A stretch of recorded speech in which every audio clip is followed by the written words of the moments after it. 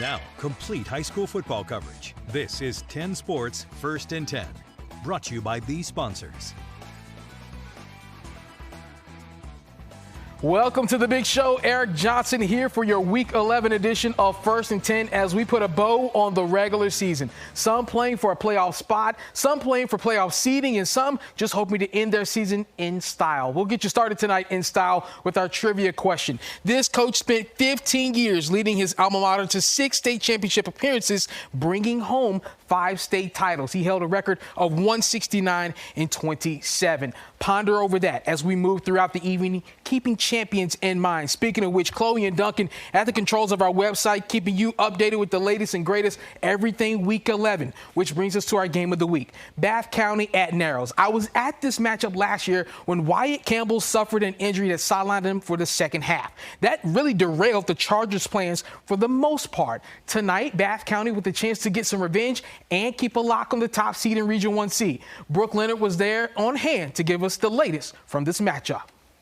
Our First and 10 game of the week takes us to Narrows, where Bath County is looking for revenge from this very game in 2023. Narrows looking to stay in the win column. The Pioneer District Championship, though, up for grabs for whoever wins this one.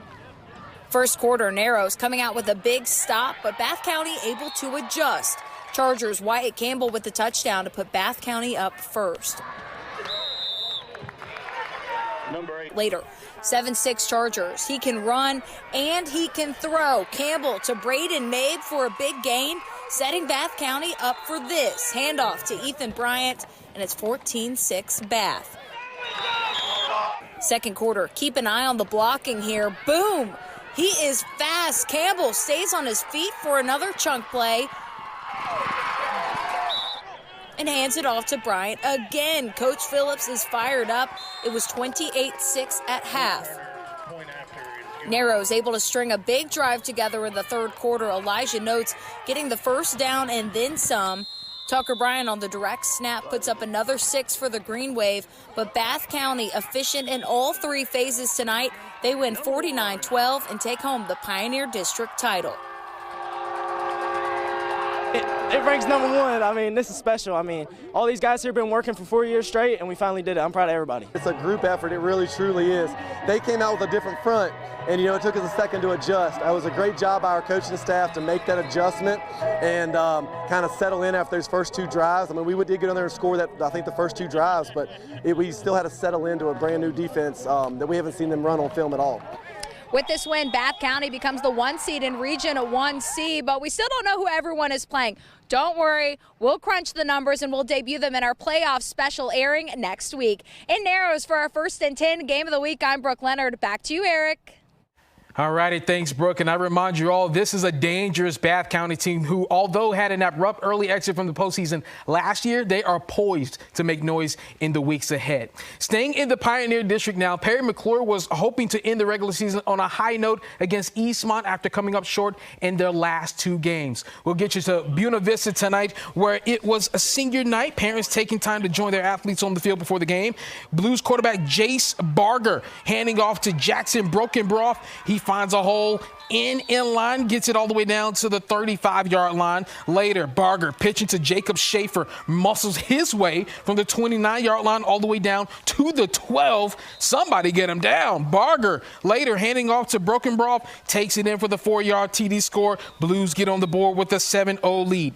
Eastmont punting from their own 7. Ball snapped over the kicker's head, rolls out of the end zone for the safety. Perry McClure goes on to a big 48-0 win tonight. Elsewhere in the Pioneer District, Craig County, yet another win, 36-14 over Meadowbridge. Over in the Dogwood, we had Alta Vista staying unbeaten with a win over Chatham, 73-18. Gretna shuts out William Campbell. And how about Appomattox County continuing to make noise late in the season, 45-10 over Dan River. Out in the Mountain Empire District, we had Montcalm over Bland, and Giles shuts out Fort Chiswell, while Grayson County 47-3 over Galax. Over in the Seminole District we go, where age-old questions continue to pop up. Can anyone stop LCA? The defending state champs took a trip to Forest to battle JF as they sit atop Region 3C. High above Sabre Stadium we go for a look at this Seminole District title game in this one. tightly contested first half. LCA already up 15-6. And look at this. It's Gideon Davison. First play from scrimmage in the third quarter. To the house. 61 yards. It's 22-6. Next Bulldogs possession. Same result. Davison crashing his way into the end zone from 15 yards out. It's now 29-6. Following a defensive touchdown. LCA up 30. And how about a little bit more Davison? He's off and running again. This time he's going to high-five his teammate along the way en route to a 56-yard touchdown. And LCA goes on to a commanding 50-6 victory. You know, we did some just really good fundamental stuff tonight. They had a nice plan trying to, defend some of the things we do, but Gideon had a couple long runs, just the way it is tonight. Things went our way. Jelly rips the ball out and scores a touchdown. TJ picks up a fumble and runs for a touchdown. I mean, it was our night tonight. All right, and speaking of Region 3C, it was a rebuild year for Brookville as they got settled in with Coach Lindenberg and company. Not so much for Heritage. The Pioneers trying to hold on to the 4 seed to host a playoff game starting next week. Out to Stinger Stadium we go. Senior night at Brookville. Look at all those seniors lining up the field there. First quarter, no score. It's Aiden Slash going deep to his main man, Tavion Clark. Look at another great diving catch. Hauls it in for the 35-yard connection. Later on the drive, Slash looking for Clark for 6. Instead, the Bees sting him. Trevor Johns intercepting the pass in the end zone to keep things scoreless. Pioneers finally break through on the scoreboard in the second quarter. It's a 30-yard field goal off the foot of Jeremy Estrada. 3-0 Heritage. They were looking to add to the lead late, and it's Slash taking off for a 32-yard run, looking like a young Jaden Daniels, if you will, on this play.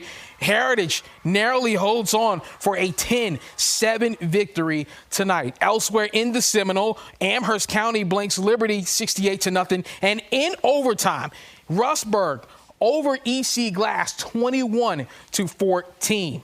Let's head now to the Valley District. Rockbridge County closing their season out with William Monroe.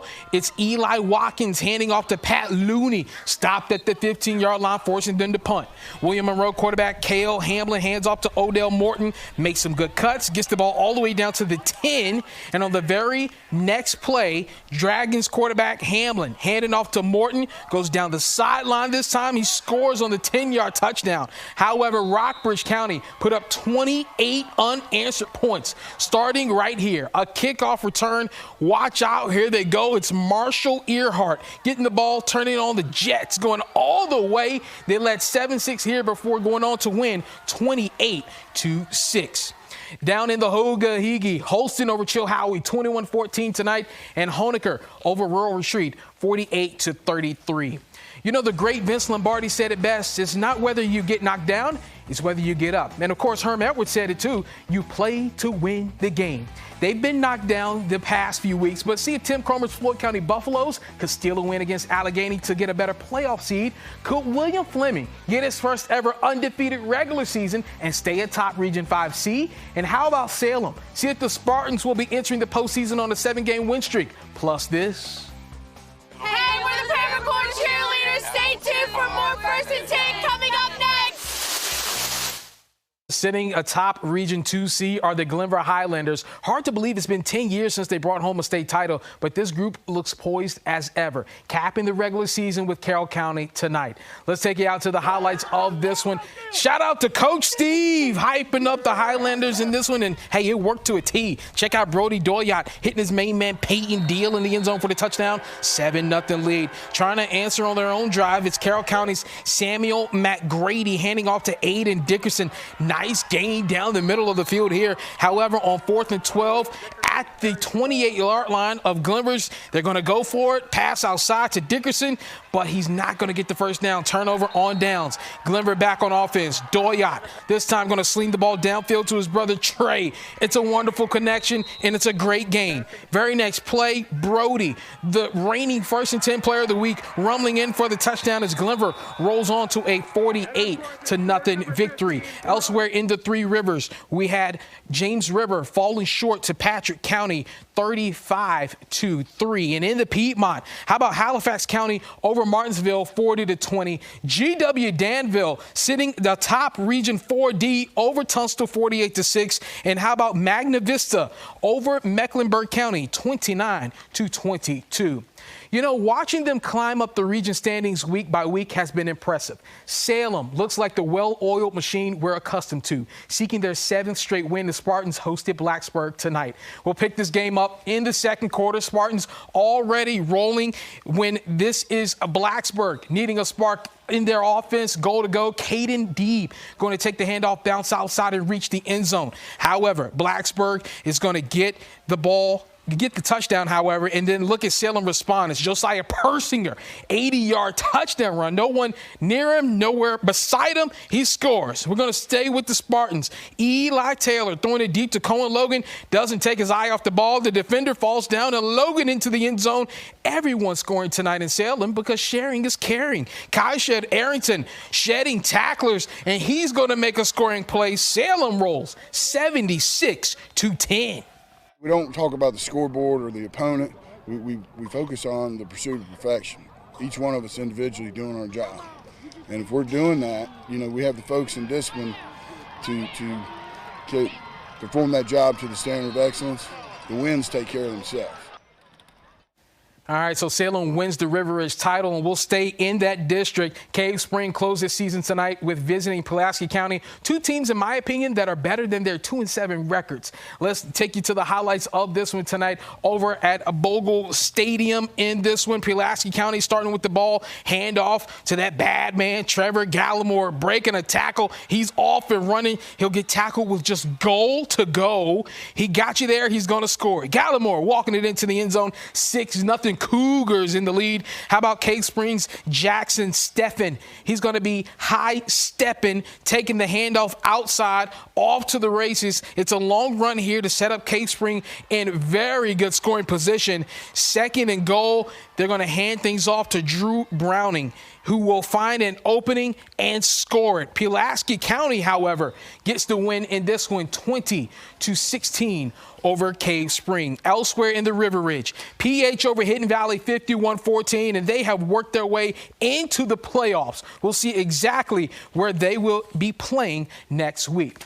Well, to the Blue Ridge District we go. William Fleming trying to end the regular season in style with a perfect 10-0 record for the first time in program history. But Stanton River, just one spot out of playoff contention, tried to steal the show, and boy, did they give everyone a show tonight. We'll pick things up late in the game. It's Malachi Coleman, short touchdown run, 14-0. Fleming led with under 4 minutes to play. But here comes the Golden Eagles. Patrick Truning cuts it back, takes it in, 14-6. After an onside kick, it's Nathan Justice getting things in the end zone. So this went to overtime, tied at 14. And what does Fleming do in the first overtime? They needed a score. They get it. It's Malachi Coleman right here getting into the end zone. All right. And then we have a response, however, from Stanton River. They tied things up 28-all. They're going to get the extra point. It is good. So Stanton River spoils the party for William Fleming, 29-28 in double overtime. This game got us into the playoffs because with losing it, we were going to be out. So, you know, our kids stepped up and down 14 points with 4 minutes to go and found a way to get it done. All right, coming off a shutout loss, Lord Botetourt had a chance to get some valuable points towards its standings as it battled Franklin County tonight. Let's take you to the highlights of this one. Tristan Overbay doing work early, knocking off defenders, scoring here, 7-0 lead. Fly, Eagles fly. They get to the ball, however, but it's Overbay keeping on trucking yet again into the red zone. Then he scores it. He's going to finish things off once again. It's 14-0. Angel Rigney came up big with a touchdown.